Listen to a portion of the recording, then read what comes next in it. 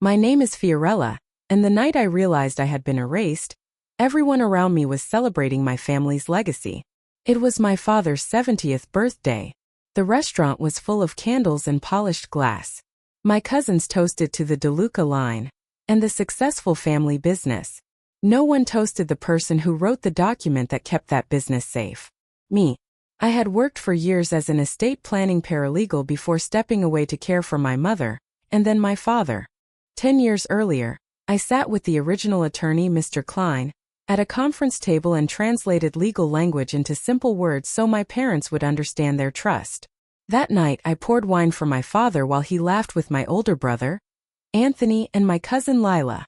My stepmother, Evelyn, hovered nearby in a dress that looked expensive and a smile that looked permanent. I was setting a dessert platter on a side table when I heard my name. "Is Fiorella taken care of in the new arrangement?" Lila asked quietly. "She has been here for your father through everything." Evelyn laughed softly. "Oh, do not worry about Fiorella. She is sentimental, not strategic." Anthony snorted. "She does not even know about the amendment. The trust will move cleanly now. No more delays because she wants to keep the old house or that little scholarship fund." My hand tightened on the tongs. "The amendment?" Lila repeated. "The new trust," Evelyn said. "Everything passes to the two of you. It is simpler. A clean line. The lawyers handled it. Fiorella does not need to be in the middle of every decision." Lila lowered her voice. "She was the one who made the original agreement, was she not?" Evelyn's tone sharpened. "Exactly. That is why it had to change. She gave herself too much influence. She will be fine. Good heart, no head for money." Anthony chuckled. "She will get a small distribution, enough for a quiet life. That is all she needs. The rest stays where it belongs." The room tilted. The music and clinking plates blurred. They cut me out. I steadied my hands and kept arranging dessert as if I had heard nothing. Years of care work had taught me how to move while my heart was breaking. My father called across the room. "Fi, come sit. You are always working." I kissed his cheek and sat beside him. "Thank you for everything you did with that agreement all those years ago," he said, patting my hand. "You saved us a fortune in taxes. Your mother was so proud." His words struck like a cruel echo. "I remember every line," I said.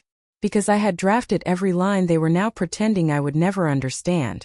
Later, as cake was served and cameras flashed, Evelyn leaned close. "Try not to bring up legal things with your father tonight," she murmured. "He gets confused. Let him enjoy his party." Her smile did not reach her eyes.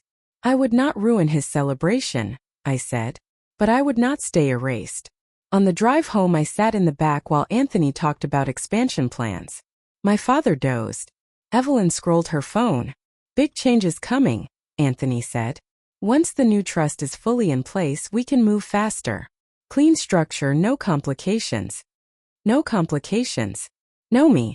I pressed my palm against the car door and reminded myself of something they had clearly forgotten. I had created the original agreement, and I still had a copy. That night, after my father fell asleep in his recliner and Evelyn disappeared into their room, I went to the small home office. The file drawer slid open with a familiar sound. My hand closed around the thick blue folder labeled in my own handwriting. DeLuca Family Trust Original. I opened it. Article 1. Parties. Settler. Marco DeLuca. Co-trustees. Marco DeLuca and Fiorella DeLuca. My name. Right where they were pretending it had never been. If they had cut me out, they had done it over my own work. I ran my fingers along the margin of the document I knew better than anyone, and I realized I was about to read every word again, this time like evidence. The next morning the house felt hollow. Evelyn had taken my father to a follow-up appointment. Anthony was at the office. I sat at the kitchen table with the original trust spread out, coffee going cold beside me. My 29-year-old self stared up from every margin note. Mr. Klein's voice echoed in memory. "You have a gift for this, Fiorella. You make complex things simple." The original trust was clean. My father the settler. I co-trustee. On his death I would serve as sole trustee. Beneficiaries. His children equally, Anthony and me. A small charitable section for a scholarship fund in my mother's name. I flipped to the amendment section. Blank. On paper nothing had changed. But last night they spoke as if a new trust already ruled everything. There are only two ways to change a trust. Amend it or replace it. Both leave trails. Both need signatures. Both need consent when rights are removed. Especially mine. I wrote in my notebook, original trust intact. No amendments here. Need official records. If they had created a brand new trust, assets could only move by changing legal title. That meant deeds, assignments, transfers. And that meant signatures. I called the county recorder. My name is Fiorella DeLuca, I said.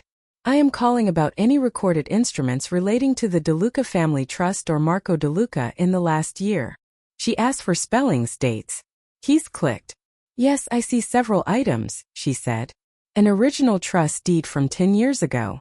A business assignment last year. And a deed recorded 3 months ago from the DeLuca Family Trust to DeLuca Holdings Trust. My grip tightened. DeLuca Holdings Trust, I repeated. Who signed that deed? More typing. It lists trustee Marco DeLuca and co-trustee Fiorella DeLuca, she said. Signatures for both. My heart slammed once, then went very quiet. Could you tell me the notarization date? I asked. She read it out. A weekday. That day I had been at a regional hospital, sitting beside my father's bed while he recovered from pneumonia. His hands could barely hold a spoon. Is there a mailing address on the document? I asked. Yes. Care of Klein and Ward, attorneys at law. Klein, my old boss, my parents' estate lawyer. He had retired 2 years earlier. Can I get a copy? I asked. You can request it online or in person, she said. There is a small fee. Thank you, I said, my voice distant. I hung up and stared at the trust. Someone had recorded my signature on a deed I had never seen. I ordered the certified copy online. The confirmation page blinked. Document will be emailed within 1 business day. 1 day. I could wait 1 day. But I could not sit still. I went to my father's office. His desk was cluttered with notebooks, framed photos, a small wooden box labeled important but messy. Inside were spare keys, a watch, and a folded letter on Klein and Ward letterhead. My chest tightened as I unfolded it. Dear Marco, as requested, we have prepared the documents relating to the restructuring of your existing trust. Please review the enclosed drafts. We will need signatures from both you and Fiorella to proceed. Sincerely, Daniel Ward. Drafts, not final documents. Dated 6 months ago. No note. No signed scribble in my father's hand. They had needed my signature. They had not received it. Yet the county had a deed saying otherwise. I set the letter beside the original trust. Someone had used my own work to cut me out. Drawn my name onto a paper I never touched. This was no longer a family misunderstanding. It was fraud. And fraud leaves fingerprints. By the time the certified deed arrived in my inbox the next morning, I had slept maybe 3 hours. I opened the attachment. Grant deed. DeLuca Family Trust to DeLuca Holdings Trust. My name sat above a signature that was supposed to be mine. First glance it looked right. Same loops. Same flourish on the F. Under my own eye it was wrong. Too smooth. Too even. No tiny pauses where my hand always hesitated.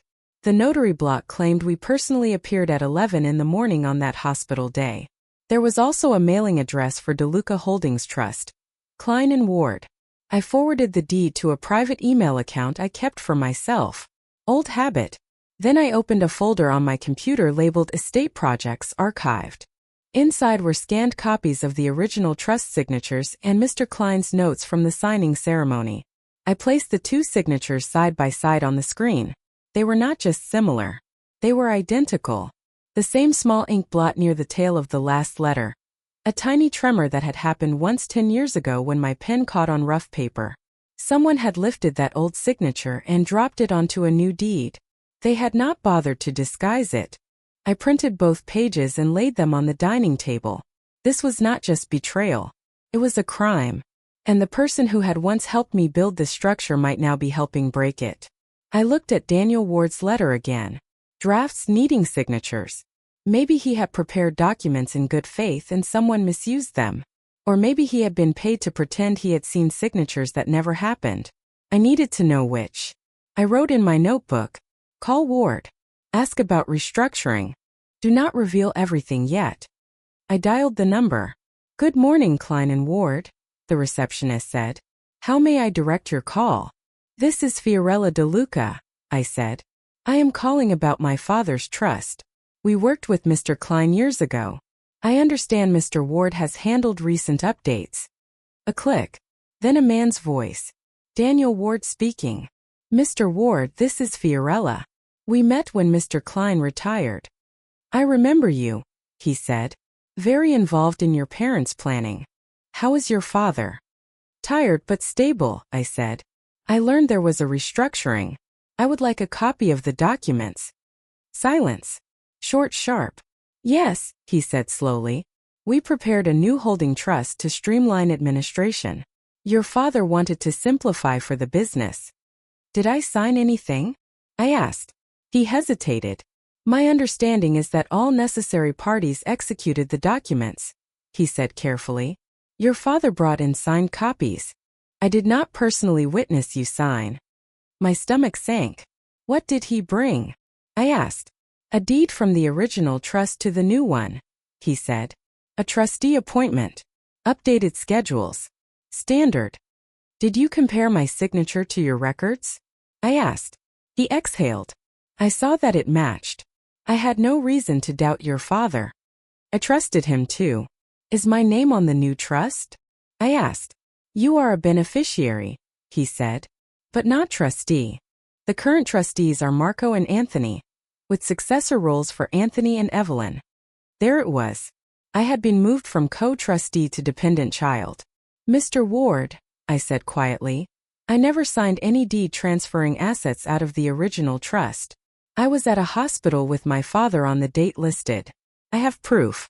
The signature on the new deed is an exact copy of my old one, ink blot and all." The silence stretched. "Fiorella," he said finally, "that is a serious allegation." "It is not an allegation," I replied.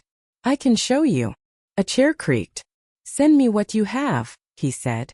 "Both versions. I will review them and check our internal files." "Will you put your findings in writing?" I asked. "If what you say is true," he said, "I will not be part of any cover-up. That is all I can promise now." I scanned the signatures and sent them with a short email. My cursor hovered, then clicked. The agreement I had once created to protect my family was now my anchor. Someone tried to redraw it without me. They had forgotten who kept copies, and who knew exactly how to turn those copies into a case. By late afternoon, my inbox chimed with Ward's reply. "Fiorella, I have reviewed the signatures and our notary logs. I see the concern. We need to speak in person. Please come to my office tomorrow morning if you are able. Daniel." Concern, not denial.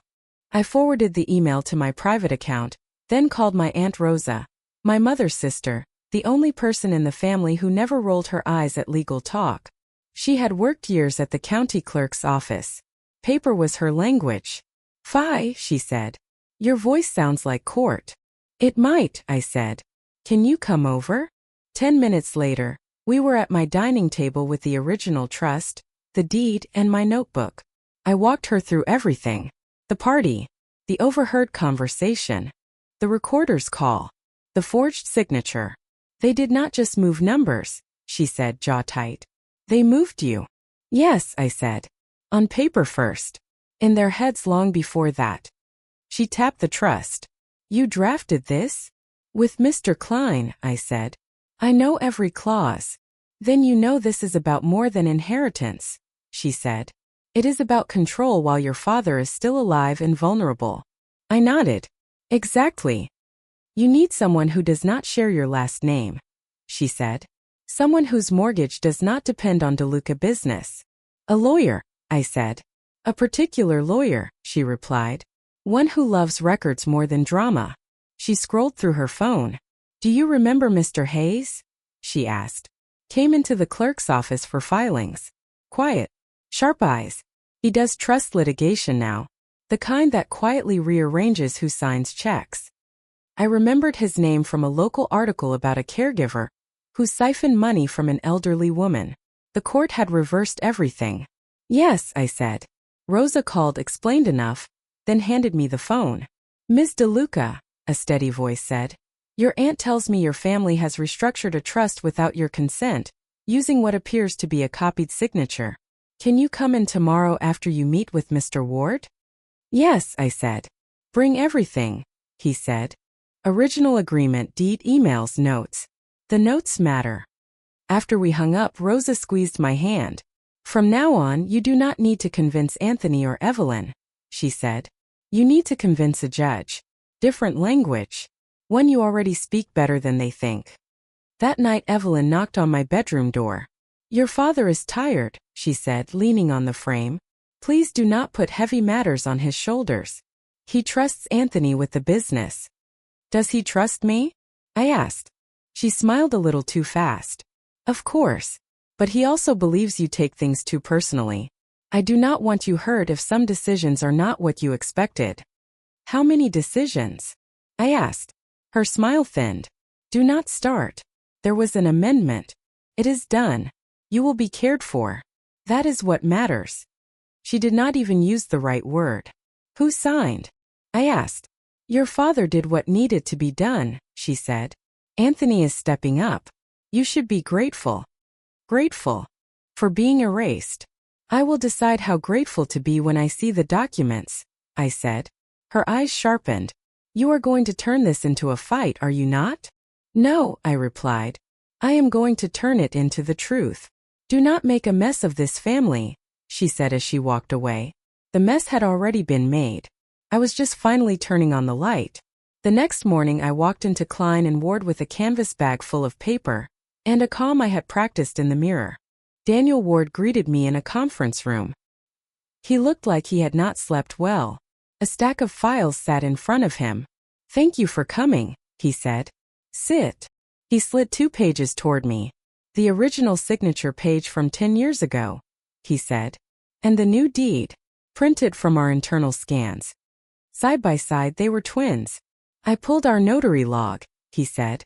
The notary listed on the deed no longer works here. I spoke with her last night. She swears she never met you or your father on that date. Someone here asked her to stamp the document as a favor, saying it was already signed. My throat tightened. Who? I cannot say yet without breaching internal rules, he said. But I can say this. I am preparing a letter to the court and the state bar. I will not defend this. He met my eyes. I am also withdrawing from representing your family. Because of me? I asked. Because of the facts, he said. He slid another document across the table. This is a certified copy of the new trust. You should have received one. DeLuca Holdings Trust Agreement. I flipped to the trustee section. Trustee Marco DeLuca. Co-trustee, Anthony DeLuca.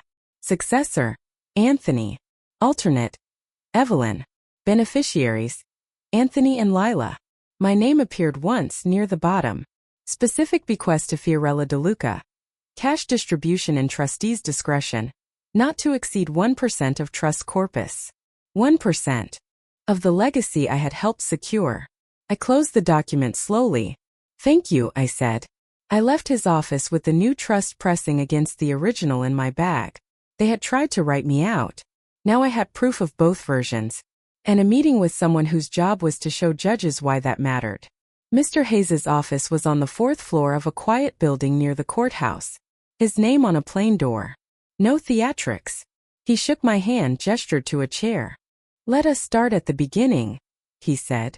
I told him everything. My work on the original trust. My mother's death. My father's decline. The birthday party. The overheard conversation. The forged deed.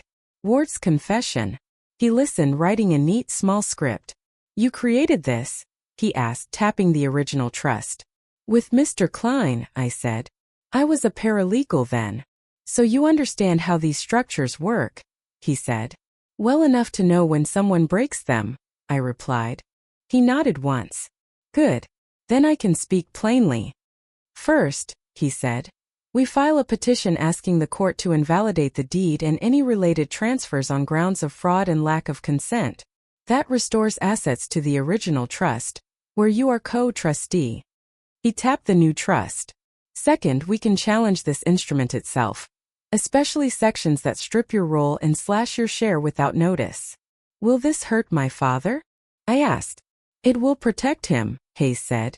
Right now, he sits in the middle of a structure that benefits people who can speak louder than he can. The court's eye is not your enemy.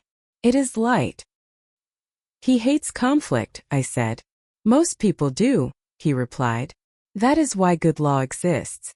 Your father may never need to appear if his doctors confirm vulnerability.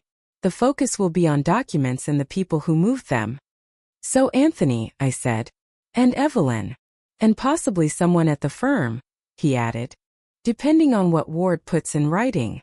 He put the pen down. You have two choices, he said. Confront them at home and hope guilt fixes this. Or let the court tell them what the paper already says. I looked at the two binders. One with my handwriting and hope. One with cold ink and erasure. I want the court, I said. He nodded. Then we move quickly, he said. We will file an emergency petition to freeze distributions from the new trust and void the deed. That stops the money while we sort the truth. Will Anthony know I filed? I asked. Yes, he said. So will your stepmother. They will call. They will cry. They will accuse you of greed and betrayal. They will claim you are hurting your father. My throat tightened. Remember, he said quietly, they betrayed him first when they lied on paper.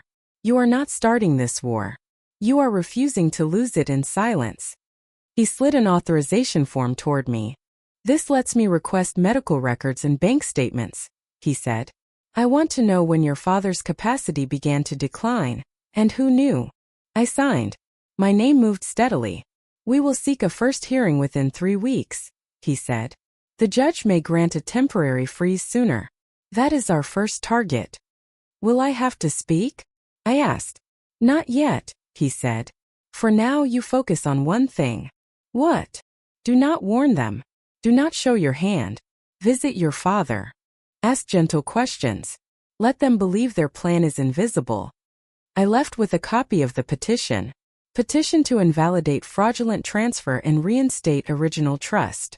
Petitioner, Fiorella DeLuca. Co-trustee and beneficiary. 3 roles. 1 woman. That evening, Anthony dropped by with takeout. Big meeting next week, he said. Restructuring is almost done. After that, everything runs smoother. You can stop worrying about paperwork, Fi. Was I invited to that meeting? I asked. He shrugged. It is business stuff. You do not like those discussions. I used to lead them, I said softly. He laughed. 10 years ago. You have changed. You are softer now. It suits you. Soft. He had no idea how hard the paper in my bag had become. As I cleared the table, my heart pounded, but my face stayed calm. Hayes would file in the morning. The judge would read our petition. Servers would be sent. The next time my brother talked about smooth restructuring, he would be standing in a place where smooth did not matter. Only signatures would. The petition was filed on Tuesday. By Thursday afternoon, the judge had issued a temporary order. All distributions or transfers from any trust or entity containing assets formerly held by the DeLuca family trust are suspended pending further hearing. Hayes sent me a copy in 2 words. It begins. That evening I was helping my father with his medication when Anthony burst through the door, the sound sharp enough to make my father flinch. What is this? He demanded, waving the papers. My father blinked. What is going on? Anthony ignored him. You filed against the family trust? Against me? What are you thinking? I filed to protect the original agreement, I said. The one I helped you and Mama create. Someone changed it without my consent, and without full information. We modernized it, he snapped. You should have been grateful. Instead you ran to court? My father's hand shook. Fiorella, is this true? I knelt beside him. Papa, do you remember making me co-trustee? I asked. Sitting with Mr. Klein, going over everything so the business would be safe for both your children? He frowned, thinking. Yes, he said slowly. You explained everything. You said it would protect us. It still does, I said. But someone created a new trust where I barely exist. And someone filed a deed with my name copied on it. Anthony threw up his hands. No one forged anything. The firm handled it. You are upset because your role changed. That is all. Then why is the new deed's signature an exact copy of my old one, down to a one-time ink blot? I asked. And why did the notary tell Mr. Ward she never met me? Anthony flushed. Ward is covering himself. He is throwing us under the bus. You are letting an outsider tear us apart. My father's gaze moved between us, confused. Enough, he whispered. I do not like this. I know, I said softly. That is why I took it to a room with rules, so you do not sit in the middle of shouting. Anthony's eyes burned. You will destroy everything, he said. The business, the trust, how people see us. No, I replied. I will make sure the paper matches the truth. If that destroys something it needed to break. He leaned in. You think your little paralegal years make you dangerous. You are nothing without this name. Push this and you will be cut out for real in ways no judge can fix.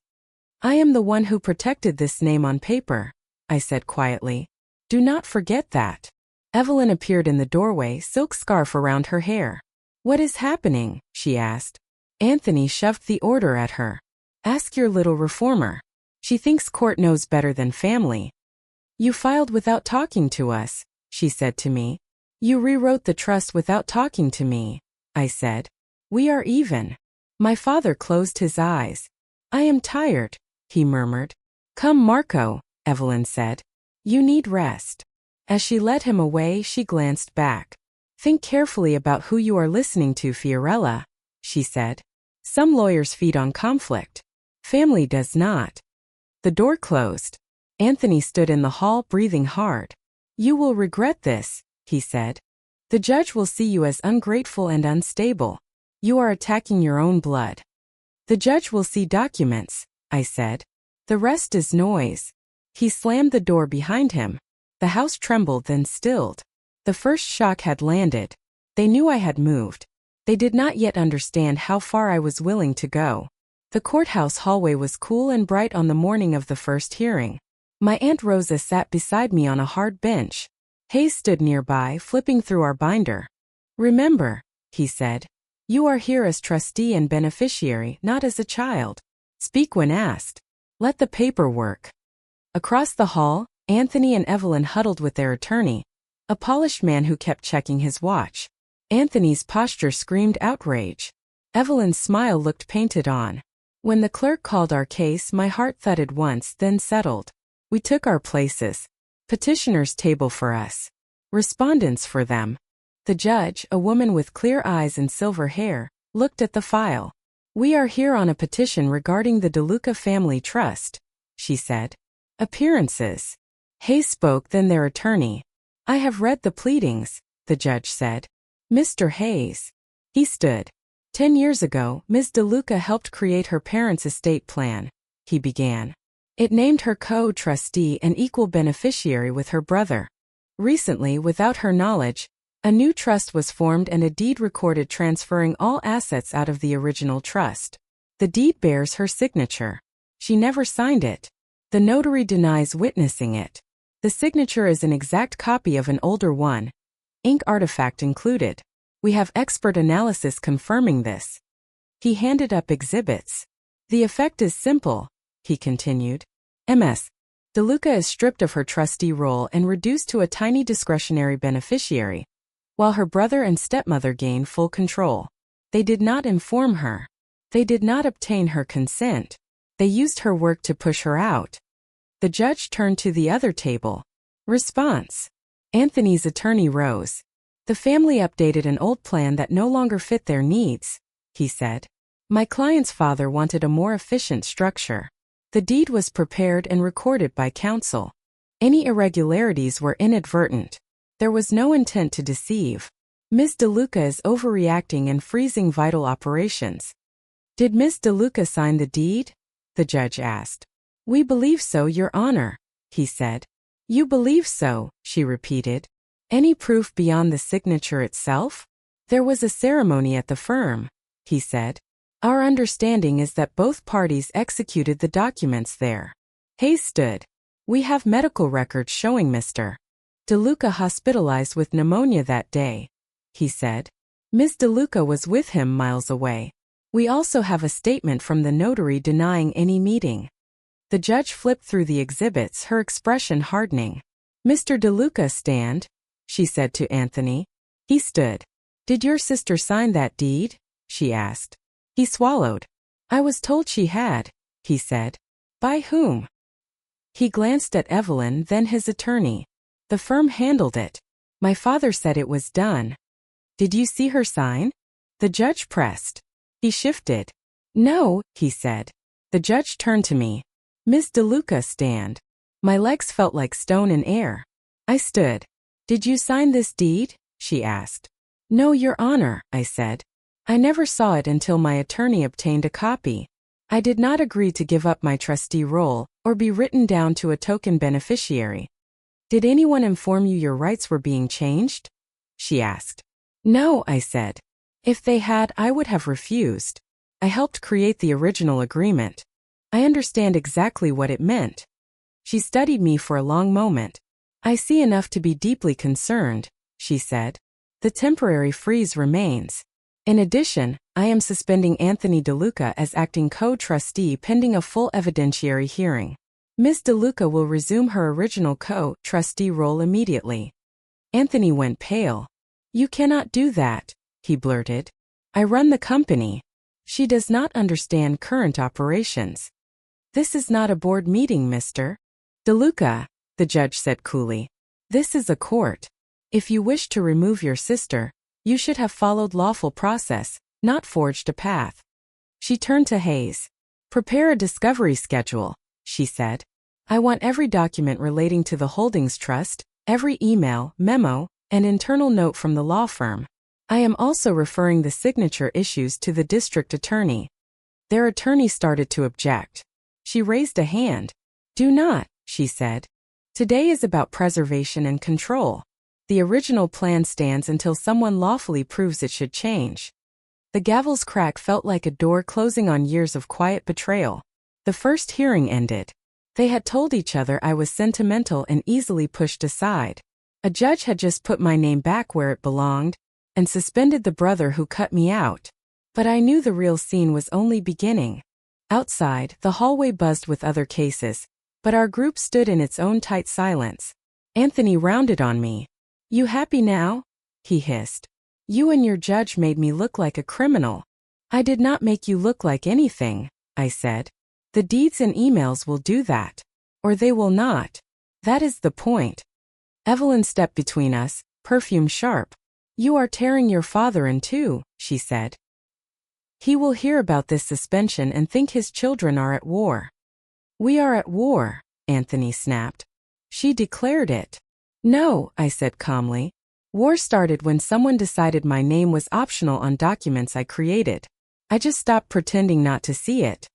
Their attorney muttered about handling things through proper channels.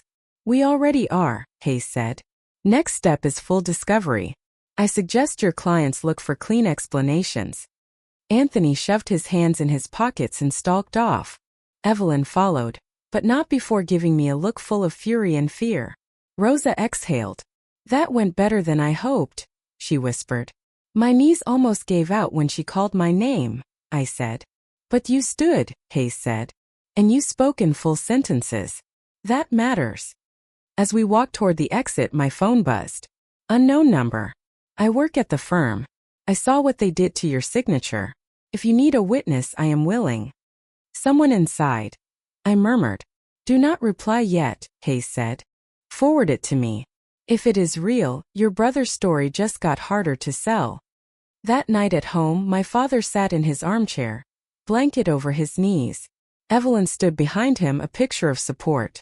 How could you suspend your own brother? My father asked, voice frail. I did not, I said gently. The judge did, because proper procedures were not followed. Anthony paced. She painted me as a thief, he said. In front of strangers. You have no idea what this does to the company. I have an idea, I said.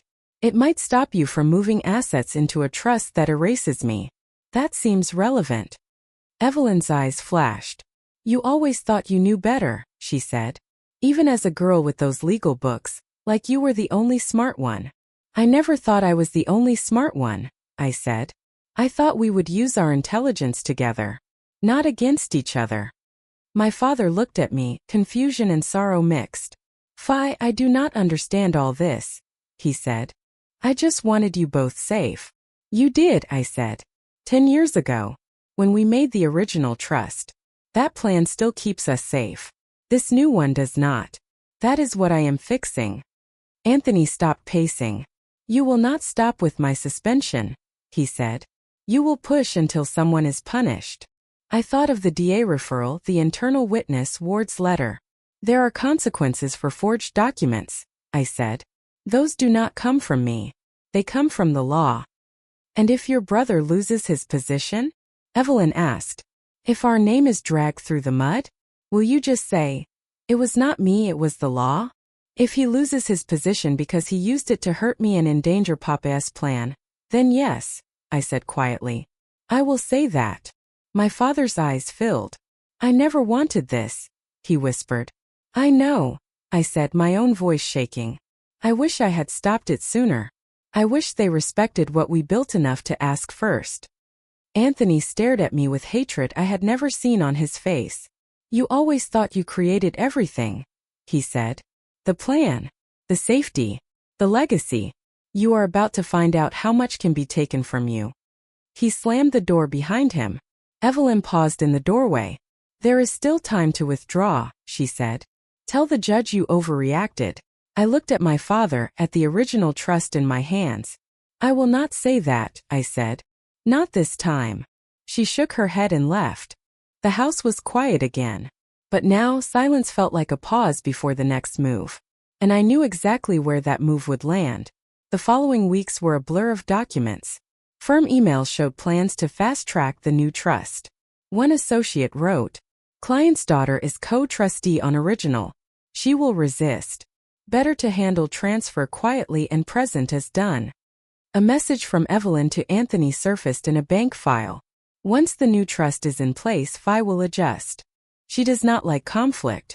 She will accept whatever allowance you offer. Reading my life reduced to will accept whatever allowance, lit a fire no fatigue could kill. Hayes deposed the former notary. Under oath, she confirmed that someone from the firm brought her the deed already signed and asked her to help out. She admitted she stamped it without seeing the signers. I regret it, she said, eyes down. I have never done that before. The district attorney opened a preliminary inquiry. Not a full case yet, but enough to send tremors through the circles where my family name once moved easily. Then the internal witness came forward through Hayes. A young associate, pale but determined, testified that he had seen Anthony and Evelyn in a late meeting at the firm, arguing about Fiorella and trustee rights. Later he saw a scanned image of my old signature pasted into a new document. I asked if she had signed, he said. They said she would have if she understood. They said it was easier this way. At the next hearing, Hayes laid everything out for the judge. She listened, expression growing colder. When he finished, she turned to the other table. Any credible explanation? She asked. Anthony's attorney mumbled about misunderstandings, overzealous staff, miscommunications. The judge raised a hand. Enough, she said. I am making the following orders. 1. The deed transferring assets from the original trust to the holdings trust is void. 2. The original trust is reinstated as controlling. 3. Ms. DeLuca is confirmed as co-trustee with full authority. 4. Any attempt to alter the trust without court approval is prohibited. She looked straight at Anthony. 5. This court refers the forged deed and related actions to the district attorney for full investigation, noting that you were a beneficiary of the fraud. Anthony's shoulders hunched. Evelyn went white. Hayes rose. Your Honor, may we also address trustee fees and the charitable component that was removed? Yes, she said. The scholarship fund will be reinstated. Any diverted funds returned. Trustee fees for the period will be reviewed and repaid if improper. I exhaled. My mother's scholarship fund would live again. The judge looked at me. Ms. DeLuca, you must now step into your trustee role fully, she said. This is not just a victory. It is an obligation. I understand, I said. Outside, reporters waited on the steps. Hayes steered me past them. No comments, he said. Anthony stopped near the stairs, eyes blazing and wet. You could have handled this at home, he said. You did not have to drag our name into court. You dragged it there when you signed my name, I replied. He shook his head. You think you won, he said. But you destroyed the one thing Papa cared about, the image of us together. That image was already false, I said. At least now what he sees will be real. Evelyn stepped closer. You will end up alone with your papers, she hissed. He will never look at you the same. I thought of my father's face when he heard the original plan was restored. The confusion, yes, but also relief. I can live with that, I said. I could not live with being erased. They walked away. Rosa slipped her arm through mine. You did what had to be done, she said. Hayes nodded. The trust is back where it should be, he said. The rest is between them and the investigators. That night, I drove to the lake house alone. The key still turned. The door still stuck a little. Inside, dust lay on the furniture like a thin film of time. My mother's photograph watched from the mantel. I walked each room, touching walls, windowsills, the kitchen counter where she had rolled dough with me as a child. This was what they tried to take. Not just money. My history. In the living room, I opened the original trust again. The edges were soft from my hands. Settler. Marco DeLuca. Co-trustees. Marco and Fiorella. A plan made in love, nearly undone in greed. Now restored through stubborn, quiet work. I closed the binder and set it on the table. The courtroom scene was over. Now I had to decide what came after the judgment. Months later, the district attorney announced a settlement. The firm admitted to procedural irregularities in handling the deed. The notary lost her commission but avoided prosecution by cooperating. A partner retired abruptly. Anthony was not charged, but the report described him as a knowing beneficiary of improper conduct. His reputation at the company shifted. The board added independent oversight. His authority was no longer unquestioned. At home, my father's body weakened, but his mind had clear days. On one, we sat at the lake house looking over the water. I did not understand everything, he said, but I understood one thing. You did not let them take your mother's house. I did what we planned years ago, I said. I honored your first decision, not the rushed ones. I should have listened to you when they brought me papers, he said. I was tired. I let them tell me it was best. You trusted your family, I said. That is not a crime. It is a kindness they misused. He squeezed my hand. You always had the sharpest mind in the room, he said. I am sorry I let them make you doubt it. Those words healed something no court order could touch. When he passed, the trust worked exactly as we had planned. The business stayed steady. The scholarship fund began its awards again. The house came to me without a fight. Anthony and I did not reconcile in a storybook way. We were polite. We met at board meetings. We spoke about budgets and timelines, not childhood memories. Maybe that will change one day.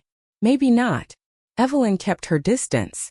She received what the original plan gave her, not the expanded control she had tried to secure. She moved into a smaller home. Her circle shrank. I took on the full trustee role. It was not glamorous. Spreadsheets, long calls, careful letters.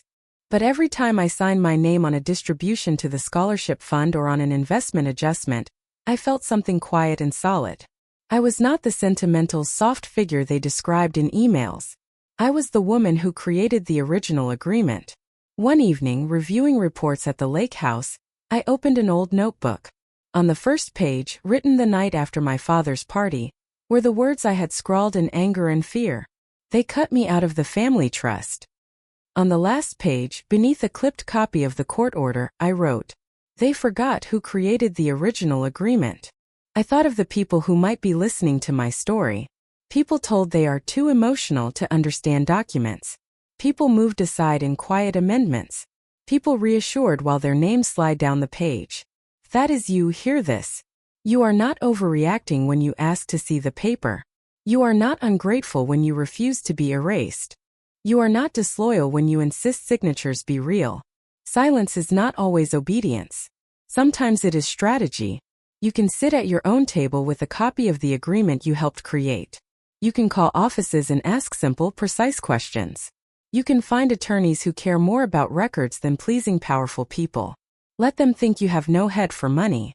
Let them believe you will accept whatever allowance they offer. And then when you are ready, walk into the room they never expected you to enter. Not the dining room where they whisper. Not the office where they make side deals. A courtroom. A conference room with a court reporter. A place where memory is printed and preserved. Stand there with the original plan in one hand and the forged version in the other. Remind everyone, including yourself, that you were there when the agreement was born. And you will be there when it is defended. My name is Fiorella. They cut me out of the family trust. They forgot who created the original agreement. And in the end, that forgotten fact was the one line they could not rewrite.